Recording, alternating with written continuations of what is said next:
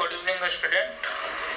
Welcome to our second lecture, that is the calculation of p pi and p pi d pi bonds. In the previous lecture, we have learnt about how to find out the hybridization by using the steric number. Okay, and we already know that there are two types of bond: covalent bond, that is sigma bond, and pi bond. So first of all, let's learn something, the main differences between the sigma bond and pi bond. So first is sigma bond and the other is pi bond.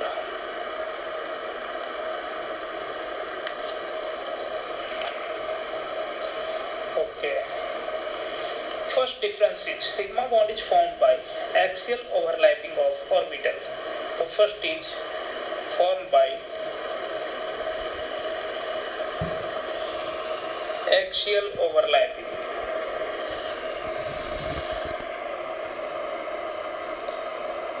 of orbitals,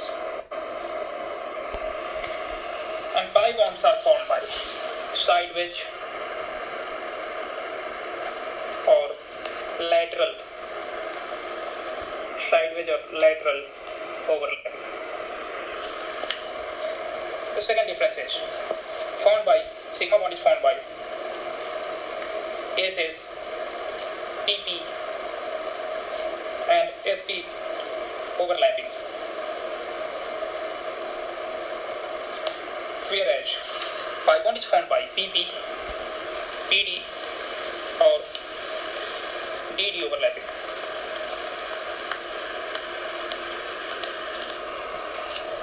The third difference is that electron cloud is symmetric around internuclear axis in sigma bond. Electron cloud is symmetric around internuclear axis. And here, electron cloud is above and below of internuclear axis. Electron cloud is above and below of internuclear axis.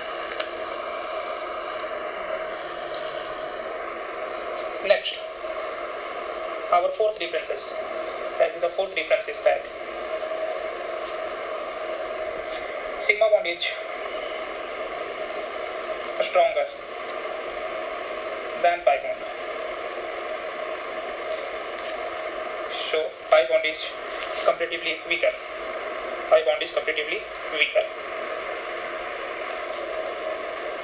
Fifth is, since sigma bond is more stronger than pi bond, since sigma bonds are more stable as compared to pi bond. So this is less stable. Next is, since sigma bond is more stable, hence it will be less reactive than pi bond. And this will be more reactive than pi bond. Than sigma bond. So what we have learned, sigma bond is less reactive than pi bond, and pi bond is more reactive. Pi bond undergoes a lot of reactions like addition reaction. Okay. Next, sigma bond has independent existence.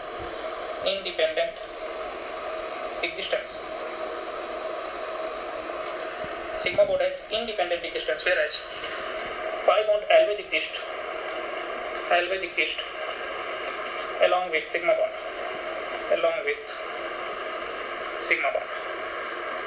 For example, let's take the example of ethylene. So this is the example of ethylene, and here we take the example of ethane. So here is sigma bond that has the independent existence, but here we can see first bond is sigma and another bond left, that is pi. So for pi bond, there must be at least one sigma bond present. So pi bond is always formed after sigma bond. Next, one of the most important is that free rotation bond, sigma bond is not restricted. That is, sigma bond can rotate. So here this molecule can rotate along this bond. So it will show conformational isomerism. Whereas rotation along pi bond is restricted. Here the rotation is not possible. So there is no chances of conformational isomerism. So this is the basic difference between sigma bond and pi bond. So let's come to our previous problems that we have calculated. In the previous problem we have calculated the number of p pi and p pi d pi bonds in the molecules, and let's start the calculations. Our next problem is that calculate the number of p pi or p pi d pi in sulfate ion, that is SO4 2 minus. This is the sulfate ion, and you have to calculate the number of p pi or p pi d pi bonds. So let's first draw the structure of sulfate ion. So this is the structure of sulfate ion. There are 2 oxygen with single bond. There are 3 electrons, 3 lone pair of electrons present on the oxygen bonded with single bond, and 2 on this. Okay. So let's find out what is the hybridization of the central atom. Our first step is to find out the hybridization of central atom. So there is 1 sigma bond, 1 sigma bond, 1 sigma bond, and 1 sigma bond. And since sulfur is forming 6 bond, so there is no electron left on it. So no lone pair of electron is left on this sulfur atom.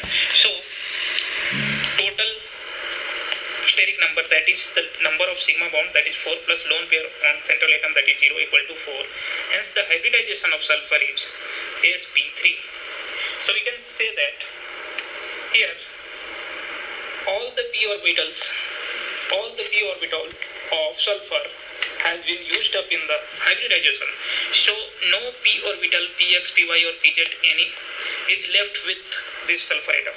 So these bonds, these pi bonds, will be formed by using d orbital of sulfur and p orbital of oxygen. So both the bonds are d pi, p pi or p pi, d pi. So in SO2 SO4, that is sulfate ion molecule, we have 2 p pi d pi bonds. There is 2 p pi d pi bonds. Okay. So what we have learned? We have learned that in sulfate anion, that is the salt of sulfuric acid, is a polyatomic anion, we have 2 p pi d pi bonds. Okay. And the structure is tetrahedral. You can see here hybridization is sp3, so the structure is tetrahedral, and the oxidation state of sulfur is +6. Okay. Let's start our next question. And in our next question, we have asked to find out the number of p pi or p pi d pi bond in phosphate anion. So this is our phosphate anion, PO4 3-. Phosphate anion, it is a salt of phosphoric acid, H3PO4. It's a tri-basic acid. We have 3 OH group present in this. So this is tri-basic. 3 replaceable hydrogen atoms are present in it. And the structure is this one. This is the structure, and you can see there are 3 oxygen atoms singly bonded. So there will be 3 lone pair of electrons in all the singly bonded oxygen. So here and here will be 2 lone pair of electrons. First we have to find out the hybridization of this central atom, phosphorus. So here we can see that there are 4 sigma bonds present, and since phosphorus has overall 5 valence electrons, so all the electrons have been used up in bonding, so there is no lone pair left. So the number of sigma bond 4 plus lone pair of electron is 0, that is steric number is 4. So hybridization of phosphorus is sp3. So here also we can see, and we can say that the phosphorus has used its all p orbital in hybridization. So no any p orbital is left with phosphorus for pi bond formation. So phosphorus will form pi bond using its d orbital. So this bond will be p pi d pi bond. So in phosphate anion, we have 1 p pi d pi bond.